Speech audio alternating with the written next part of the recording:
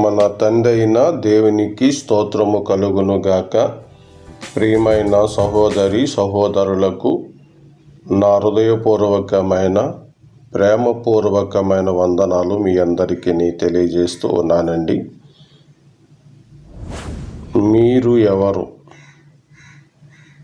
ఈ విషయానికై బైబిల్లో నుండి మనము జవాబు పొందుకుందాం.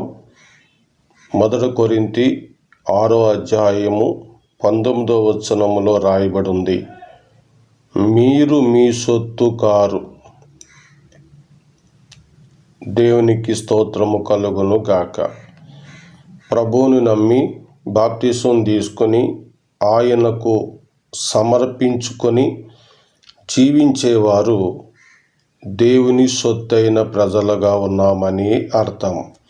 ప్రభునందు ప్రియులారా, ఒకటి, మనము విలువ పెట్టి కొనబడిన వారము. విలువ ఏమిటి? యేసు రక్తం. ఆ రక్తముతో కొనబడిన వారము. 2, మన బాధ్యత ఏమిటి? మన బాధ్యత మన దేహముతో దేవుణ్ణి మహిమపరచాలి. ఎలాగా దేవుణ్ణి మహిమపరచాలి? 3, ఎలాగ దేవుణ్ణి మహిమపరచాలి?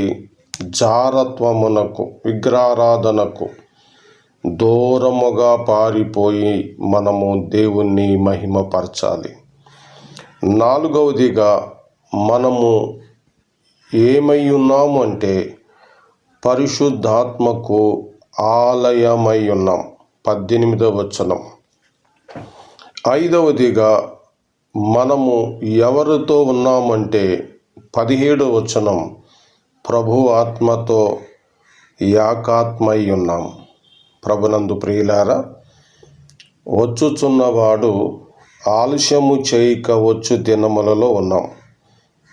తన ఎదుట నీతిమంతుడైన వానిని బట్టి ఆయనకిని నీకును సంతోషమే.